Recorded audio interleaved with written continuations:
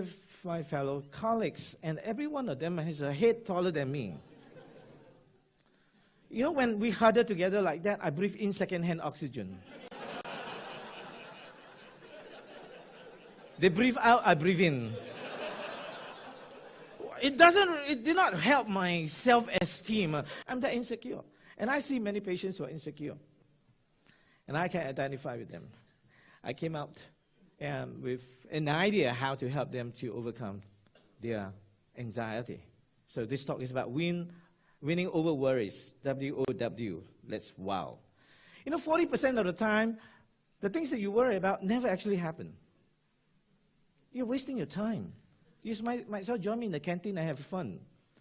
And then 30% of the time we worry about something in the past. You know that you're clever people. Once it's over, it's over. You cannot change anything in the past. So let it go. Let it go.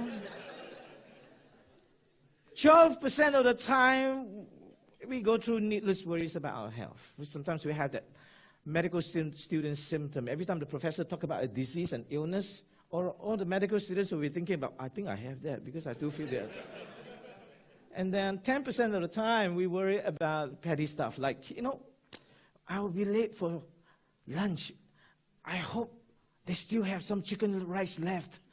Petty stuff we worry about. Only 8% of the time, what we worry about are real and legitimate. That means 92% of the time, we're actually wasting our energy, wasting our time worrying about things that are actually insignificant. And when I realized this, I thought, oh man, I wasted all my life. I'm 56 years old. I wasted all the time worrying. And many of my patients that I can identify them with are doing the same thing. Now, insecurity causes anxiety. Anxiety is the mother of all psychological problems. If you don't have anxiety, you will not be depressed. If you don't have anxiety, you will not be hallucinating. It's often anxiety that causes all these problems. You can deal with anxiety, you can deal with every problem in your life. Anxiety, insecurity causes anxiety. And the Greek word for anxiety is marinao. It means a split mind. That means you're not in the present anymore. Your mind is split into two, and it's not split 50-50. Usually about 20% is on the present, 80% you are zonked off somewhere about your worries. And therefore you can be having dinner with your family members, but you're actually not there because your mind is off somewhere else. You have the experience of having dinner with someone who is there, but actually they were not there? Yeah. So if they are there and actually not there, are you the one hallucinating? So when your mind split, it's split like that. You know, you're not in the present, you lost sight, time, space of the present. And many times, sometimes patients tell me, Doc, I'm sitting in front of you, I'm not sure whether you're real. My goodness, I was about to take my knife and cut myself and say that there's blood, I'm real. So I found a way how we can resolve this anxiety problem. Because anxiety is something that is up in the air, very, very abstract. It's hard to nail it down. And the best way to nail it down is to convert this split mind into a mathematical formula like this. You change it to the X and Y theory. So Y is demands for life, what you are stressing about. X is your confidence. High demands, low confidence creates stress. 99.9% of your stress comes from this. Because you don't feel that you're competent, you're confident enough to deal with the situation at hand, therefore you go through that motion of having stress. You have sleepless nights and all that. Actually, if you can define your problem, it takes half the load away. First, define your problem. What is the problem? What is your problem? You see, the way you describe your problem determines whether you're going on the y-axis or you're the x-axis. If you appraise it very negatively, then you're on the way to the y-axis. You fail an exam, you say to yourself, I am stupid. Welcome to the club. Then you'll go on to the y-axis. And this is what happened. If you say that I failed my exam, I didn't study hard enough, well, I deserve this failing. Well, you're going on the x-axis because you are appraising it from the more realistic perspective. And then when we appraise ourselves negatively, we have the tendency to feel ashamed of ourselves. You know, Asians do not know the difference of shame and guilt. Every time something bad happens, we go straight into shame. Let me tell you the difference between shame and guilt. Shame attacks the actor, guilt attacks the action. See, when you attack the actor, the problem becomes personalized. Then you become the problem. Every time I see a client, I say, okay, how can I help you? And usually they say, I'm depressed. I look at their form that they write in, I said, no, your name is Tommy, you're not depressed, unless you change your name. You see, we identify ourselves as the problem, that we became the problem. No, you are Tommy. You might be going through depression, but certainly you are not the disease, unless I'm hallucinating. The disease is now personified here in front of me. See, we can feel guilty about it. Between guilt and shame, I prefer that you feel guilty, that you have not done well. Feel guilty about it. Attack the action. I can do something about it. And accept the problem. Because when you are feeling guilty and when you appraise your problem from a very realistic perspective, then you're able to accept the problem and move on. And you're increasing your x-axis. That means you're increasing your confidence. Otherwise, when we feel ashamed of ourselves, we begin to think of ways how to deflect this problem away from us. Or the x-axis people will think about ways how to resolve this problem. So are you a Y or are you an X? Those who are Y, usually they compensate. They become abusive. I can tell you I compensate by doing more. I even went into high jump at school. They look at me, high jump.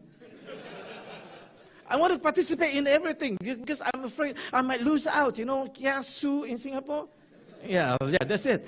So those who are abusive are usually Y-axis people. They don't know how to deal with the problem, and therefore they put people down. Show me an abusive person, I'll show you the same person who operates out of the Y-axis in their life. They go for blame-storming rather than brainstorming. They look for people to blame for the problems of their life. And then they become cave people, C-A-V-E. They go back to the caveman mentality, C-A-V-E, complaining about virtually everything. And then they're depressed, and they go into escapism, such as indulging in drugs, in alcohol, and all these other addiction. Show me an addictive person, I show you someone who is operating from the x-axis, lacking confidence. Actually, they don't lack confidence. It's just that in their imagination, they trump up their y-axis. It's all in your imagination. Why am I so stupid? Why? Nobody will believe me anymore. I will not be successful in my life. I need to hide. All these are in your imagination that you think that people look down on you. Let me tell you, 99% of people don't care whether you pass or fail. Is it true? Yeah.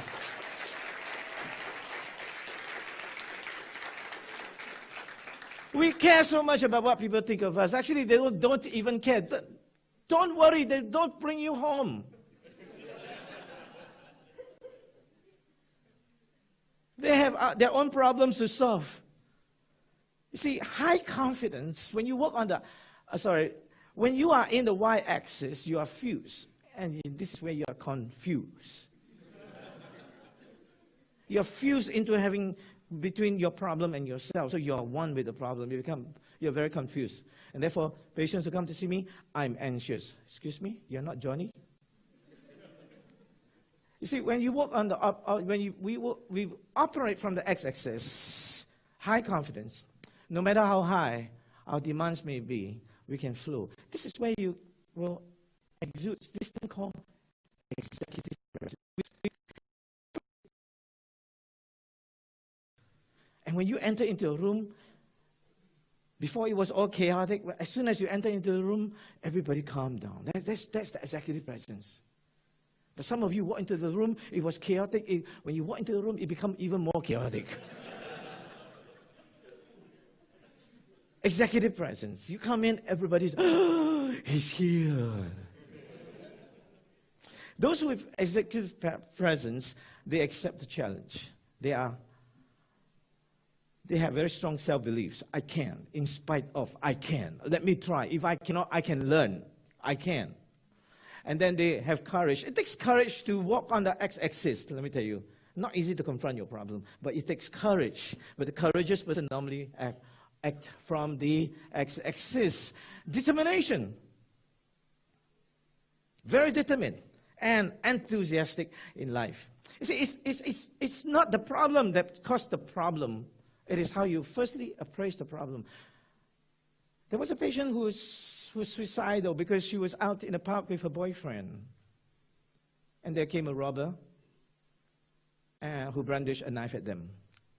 As soon as she saw the knife, she became hysterical. And because she was hysterical, she panicked the robber. And the robber actually intended to stab her to silence her. And she fell to the ground, suffered some slight abrasion. And the boyfriend intervened and fought with this man with a knife. And the boyfriend was stabbed 7 times and died on the spot. And therefore she said, I must die. He died because of me. He died because of me. I must die. I must join him. He died because of me. And I came in and helped her. And I became her therapist. I said, look, I need to change the way you think about what's going on, what had happened. No, he did not die because of you. He died for you. He took the 7 steps for you. He could have made the choice. When he saw the knife, sayonara, ciao, good riddance, he could have run away. But he did not. He stood and fought and died. I told her, if you are successful in your suicide attempt, this young man would have died in vain. And her perspective of the problem suddenly changed from going upwards to going Xwards. It's how you appraise it. Because once you're able to appraise it, you can revert all these things back to its original position. Now you're fused, you are diffused and not confused.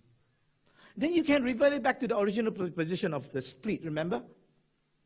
Now it's no longer split because it's now joined here. And so you can focus at the top. Do you have that resilience factor? Psychological maturity is based on 2 C's. Number 1, commitment. Number 2, competent. Then you have confidence. We need to focus on 3 things in order to go on the x-axis. Number 1, focus on growth. My growth, my development. How can I overcome? I am an overcomer. I'm not an overwhelmer. Then I look at life from that growing perspective, and then I look at every challenges from that opportunistic perspective. How can I use this opportunity to grow? And what's my destiny? Where am I going? Know where you are going, and then commit yourself to it. With that, you have your mind shift from the y-axis to the x-axis. Thank you very much.